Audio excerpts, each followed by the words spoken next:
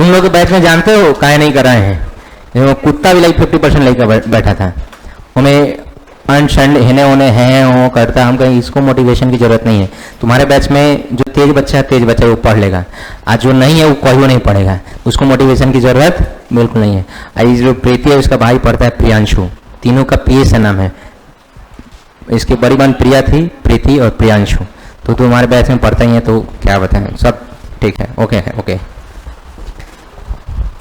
Heading डालना है Gauss's law. कौन सा लॉ?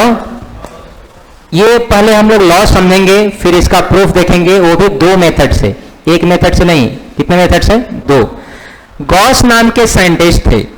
कौन से साइंटिस्ट थे? गॉस साइंटिस्ट का नाम था।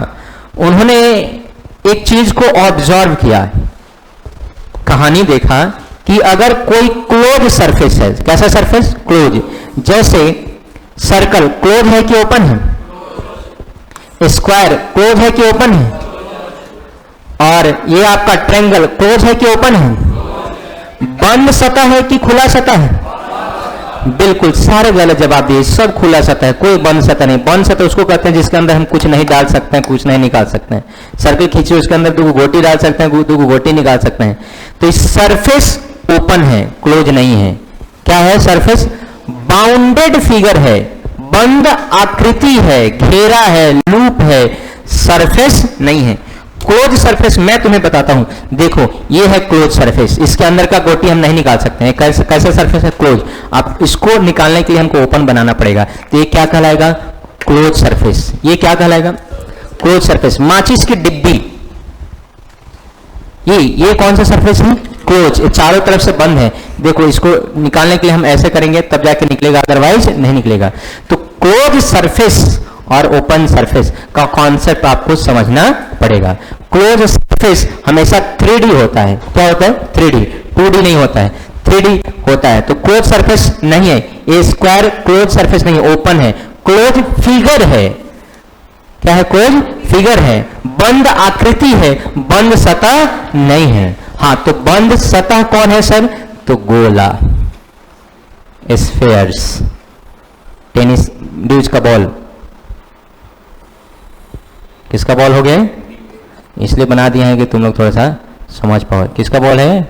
ड्यूज का। आईपीएल चल रहा है तो ड्यूज का बॉल में देखते हैं सीम रहता है, वो थोड़ा सा ऊपर रहता है, वो अलग बात है, हम थोड़ा सा खराब बना दिए हैं लेकिन है। तो ये स्फेयर क्या है? स्फेयर, गोला। अब इतना गंदा सा नहीं बनाएंगे बार बार। या फिर क्यूब, घन,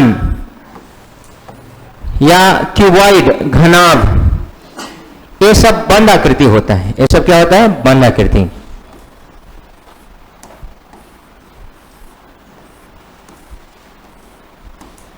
ये सब क्या है? बंद आकृति नहीं, बंद सतह है।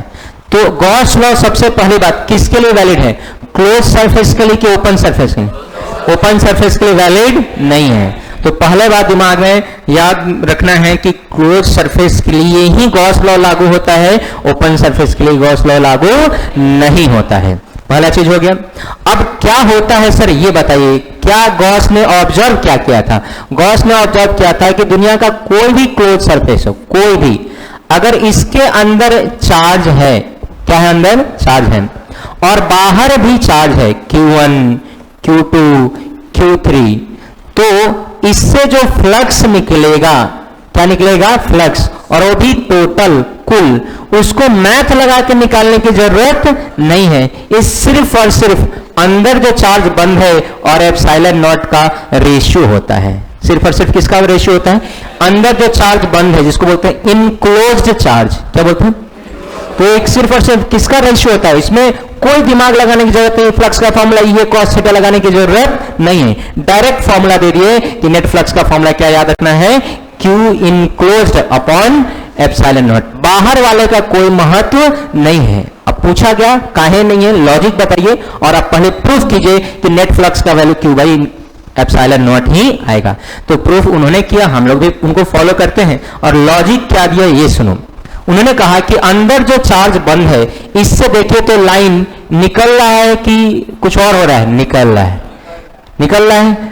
तो number of lines passing through किसी पर्टिकुलर सरफेस, किसी बंद सतह से जो रेखाएं पास करता है, उसी को हम क्या नाम देते हैं? Electric flux. या विद्युत फ्लक्स। कहोगे इसमें कौन सी बड़ी बात है, ये कौन से एक्स्ट्रा बता दिए सर, इसका भी तो लाइन अगर हम खींचेंगे ये भी तो पास कर रहा है कि नहीं, नहीं बोल रहा है। अब तुम्हारे पॉकेट में हम 100 रुपया डाले, यहां 100 रुपया जा रहा है देखना, और फिर 100 रुपया निकाल ले, 100 रुपया दिएगी नहीं तुमको, अच्छा नेट जीरो हो गया। तो जितना लाइन अंदर गया उतना लाइन, तो बाहर वाले का कोई इफेक्ट। अब बाहर कोई भी लाइन देखोगे, कोई भी लाइन खींचोगे तो अंदर जितना आएगा उतना ही लाइन बाहर निकल जाएगा। तो कहा कि हमारे पास बचा कहां, कुछ बचा नहीं, तो कहा कि फ्लक्स हमारा सिर्फ और सिर्फ इनक्लोज चार्ज देगा, आउटर चार्ज फ्लक्स नहीं देगा। और जो चार्ज फ्लक्स होगा उस फ्लक्स का मान कितना होगा, वो भी नेट टोटल कुल। तो कहा कि अंदर जो चार्ज बंद होगा और एप्सिलॉन नॉट का अनुपात के बराबर होगा। लॉजिक तो समझ गए होंगे, तो बाहर वाले पर निर्भर नहीं करता है, क्योंकि बाहर वाले से जितना भी लाइन आता है वो जितना आता है उतना निकल जाता है। अरे जितना आता है उतना निकल जाता है। तो number of lines entering to the surface is equal to number of lines living from the surface, that is why net flux becomes zero. जितना रेखा अंदर आ रही है उतना ही रेखा अंदर से बाहर निकल जा रही है, जिसके कारण इसका फ्लक्स क्या हो गया, जीरो। और ये अंदर वाले को आप देखो, इस सबको अगर मिटा दो 2 मिनट के लिए, और अंदर वाले की वजह से अगर देखा जाए तो, अरे अंदर वाले की वजह से अगर देखा जाए, रह दो भाई, एक रह हिलंग रह दो, तो सिर्फ और सिर्फ निकल रहा है, वापस कभी आ रहा है, अरे बोलो ना, सिर्फ और सिर्फ निकल रहा है, वापस कभी आ रहा है, एक बार कट कर रहा है कि 2 बार है, एक बार, तो सिर्फ निकल रहा है। तो इसका जो फ्लक्स होगा जीरो नहीं होगा, बाद बाकी का फ्लक्स क्या हो जाएगा, जीरो। और इसका फ्लक्स अगर जीरो नहीं होगा तो कितना होगा, तो गॉस ने क्या बताया, कितना होगा, Q enclosed upon epsilon not. तो गॉस लॉ का 2 एप्लीकेशन होता है, फ्लक्स निकालने में, फील्ड निकालने में। खास बात कि 2025 में गॉस लॉ पूछा है तो तुम्हारे से 5 नंबर में तो नहीं पूछेगा, कितना नंबर में, और 5 नंबर में गॉस लॉ पूछा है तो 5 नंबर में तो नहीं पूछेगा, लेकिन ऑब्जेक्टिव पूछ सकता है, शॉर्ट क्वेश्चन पूछ सकता है। इसलिए जब कभी भी पढ़ेंगे बहुत अच्छे से पढ़ेंगे, भले आपको जानकारी दे दिया जाता है कि कब पूछा है कब नहीं पूछा है, लेकिन ये दिमाग में कभी नहीं बैठाना कि पूछा है तो नहीं पूछेगा, 5 नंबर में नहीं पूछेगा 2 नंबर में पूछ देगा। तो पढ़ना तो हमको थोड़ो है ही। अब ये सब पूछना चाहिए कि नोट्स का रिविजन करना है, क्या करना है, क्वेश्चन बैंक बनाना है कि नहीं, तो पूछ रहे हैं और कुछ नहीं पूछा है, कुछ पूछना है, कुछ पूछना है, कहा है शीर्षोक्ता छठे में नजर आते हैं सर, बाद में कहा नजर आता है, पूरे साल धूल पड़ते रहता है, गधा कहीं का। तो गॉस लॉ समझ में आया कि नहीं, नहीं बोल रहे हैं, कौन सा लॉ है, गॉस लॉ क्या बताता है, फ्लक्स के बारे में कि किसी और के बारे में, फ्लक्स किसके बारे में, क्लोज सरफेस की ओपन सरफेस। क्लोज सरफेस किसको कहते हैं, घन घनाभ को कि किसी और को, घन घनाभ को, घन को भी, घनाभ को भी, सिलेंडर को भी, हॉलो नहीं होना चाहिए, ठोस होना चाहिए, चारों तरफ बंद। तो वैसा सरफेस, अब बताओ, एक शीशा का पॉट रखा गया वहां पर, क्लोज है कि ओपन है, क्लोज, और बाहर से ऊपर से बंद कर दे तो तब क्लोज होगा।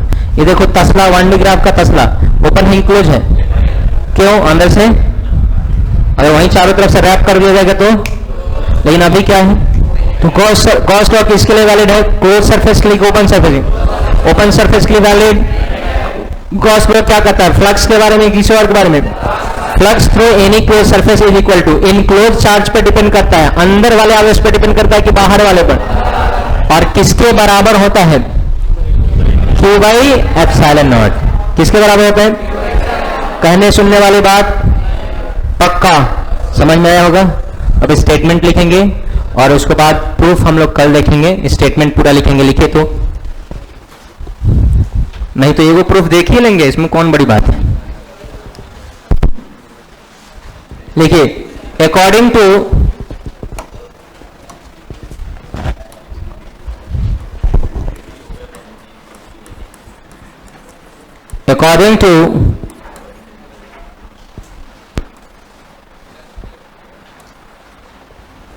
अकॉर्डिंग देखना, गॉस में 3 गो एस है, तो ध्यान से देखना। According to Gauss's law of electrostatics, क्योंकि गॉस लॉ एक और जगह होता है मैग्नेटिज्म में, तो लिखना पड़ेगा according to Gauss law of electrostatics, the net flux through any closed surface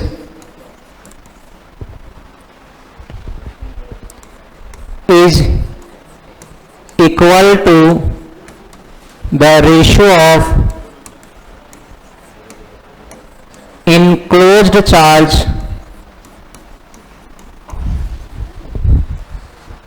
and permittivity of free space.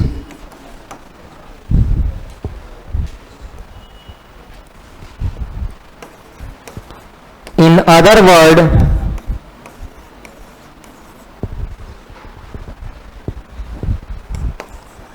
the surface integral of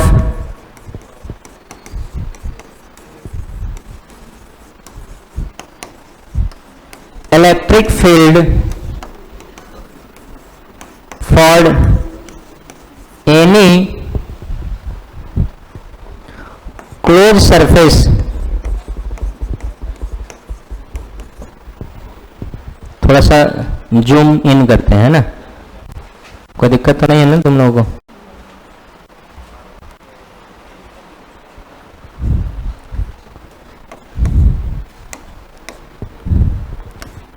is equal to ratio of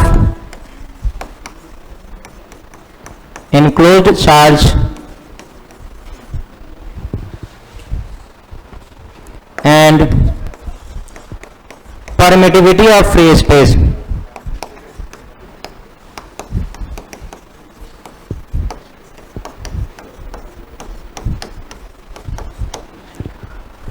हे भगवान कल्याण करो।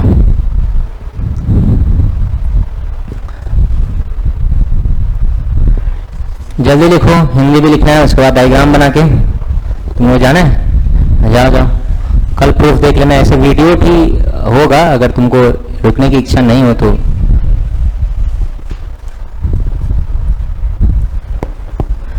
क्लास मिस ही नहीं करो कि बैकअप करना पड़े।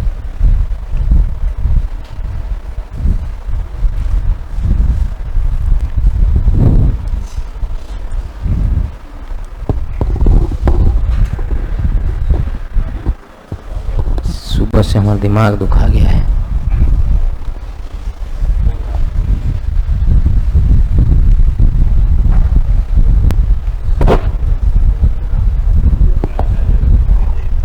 हो बाबा अनुभव चौहान तेरा देखा तो होने से होई दूगो पानी,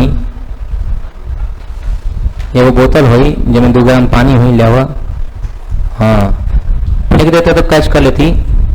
इरफान पठान के साथ हम खेले रही, बॉलर बन गए, हम क्रिकेट अथी हो गई, मास्टर हो गई। ये सब झूठ हुआ, सच न मानी है।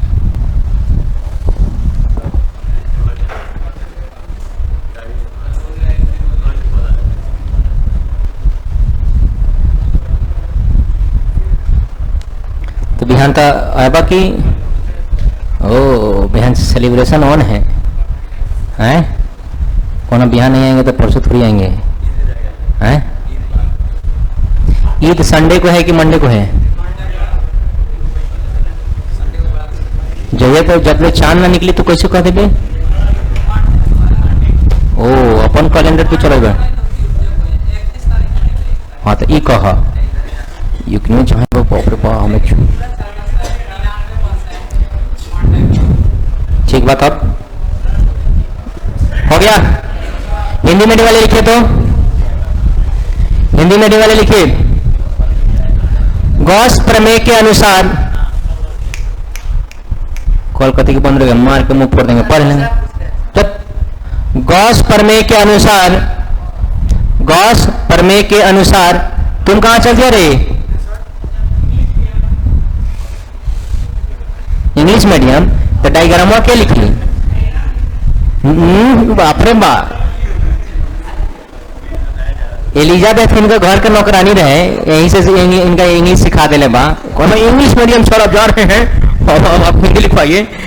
गॉस प्रमेय के अनुसार किसी बंद सतह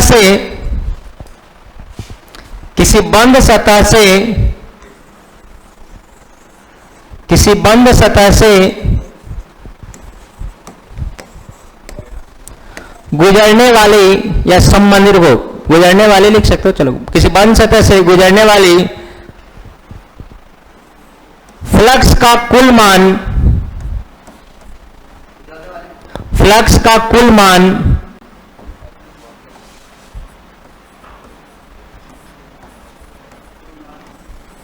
बंद आवेश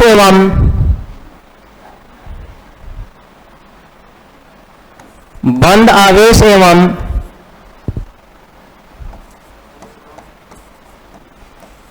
निर्वात के विद्युतशीलता का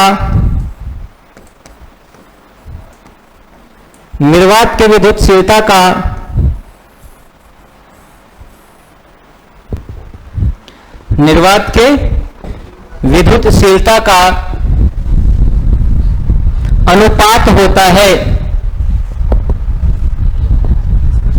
निर्वात की विद्युतशीलता का अनुपात होता है। हो गया। पैराग्राफ चेंज करेंगे और लिखेंगे दूसरे शब्दों में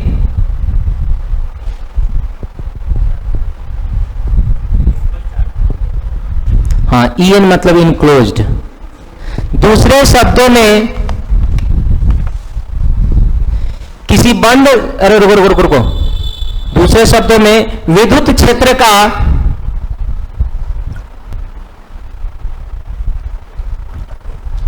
पृष्ठीय समाकलन,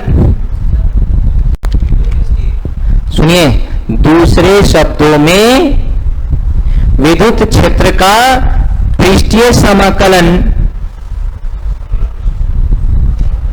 भाई कितना बोलता है रे, विद्युत क्षेत्र का पृष्ठीय समाकलन हो गया का मान बंद आवेश, दूसरे शब्दों में विद्युत क्षेत्र के पृष्ठीय समाकलन का मान बंद आवेश एवं निर्वात के विद्युतशीलता के अनुपात के बराबर होता है। यदि पृष्ठ बंद हो,